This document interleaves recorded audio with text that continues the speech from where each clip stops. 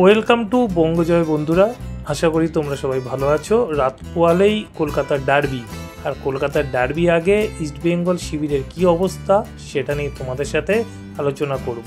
তার আগে বলবো শুভ জন্মাষ্টমী সবাইকে তোমাদের শুভেচ্ছা জানাই। এছাড়া কাল কলকাতা ডার্বি যেন একেবারে শান্তিপূর্ণভাবে শেষ হয়, কেউ কোনো ঝামেলা মারামারিতে জড়িও না। আমি চলে আসি কলকাতা ডার্বির খবরে। আর কলকাতার ডার্বি কিন্তু রাত পোয়ালেই, আর তার আগে কিন্তু টিকিটের চাহিদা প্রবল।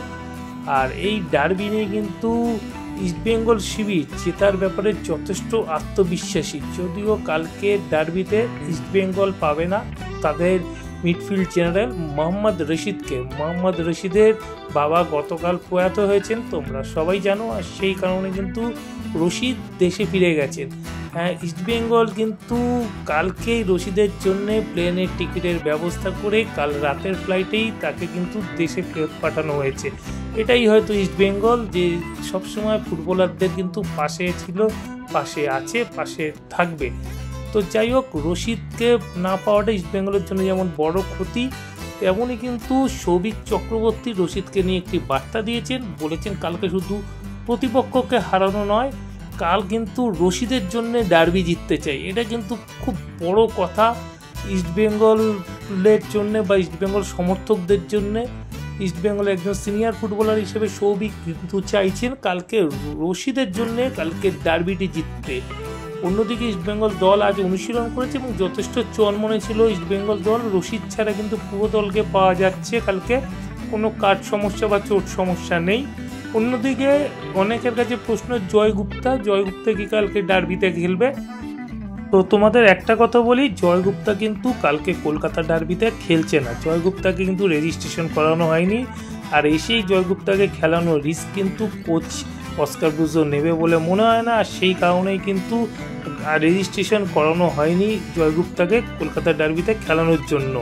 কেননা একটি ফুটবলার এসেই একদিন অনুশীলন করে ডার্বির মতন ম্যাচে খেলানোর রিস্ক কিন্তু কোচ অস্কার ব্রুজো কখনোই নিতে পারে না। তো সেই জন্য কিন্তু দলে রাখা হচ্ছে না জয়গুপ্তাকে, এবং তাকে রেজিস্ট্রেশনও করানো হয়নি। এটা স্বাভাবিক যে তাকে রেজিস্ট্রেশন করানোর কথাই হয় না। যদি ইস্টবেঙ্গল কালকের ম্যাচ জেতে, সেক্ষেত্রে হয়তো সেমিফাইনালে আমরা দেখতে পারি জয়গুপ্তাকে। তো কাল ইস্টবেঙ্গল দল কেমন হতে পারে, প্রথম একাদশ সেটা নিয়ে যদি একটু আলোচনা করি। গোলে প্রভসুকন গিল, দুই সেন্টার ব্যাক হতে পারে কেভিন সিভিলে এবং আনোয়ার আলী, রাইট ব্যাকে রাকিব, লেফট ব্যাকে চুন্নুঙ্গা। মিডফিল্ড লাইন কিন্তু কালকে হতে পারে Saul Crespo, Miguel, Naorem Mahesh Singh. দুটো উইং কালকে বিপিন সিং এবং এডমুন্ড হতে পারে, এবং ফরওয়ার্ড লাইনে হামিদ বা দিয়ামন্তিকস। এই হতে পারে কিন্তু কালকে ইস্টবেঙ্গলের প্রথম একাদশ। যদি বিপিন রায়কে পরে শুরু করে, সেক্ষেত্রে কিন্তু সৌভিক চক্রবর্তী মিডফিল্ডে এসে উইংয়ে মহেশও চলে যেতে পারে। তো এরকম হতে পারে কালকে ইস্টবেঙ্গলের প্রথম একাদশ।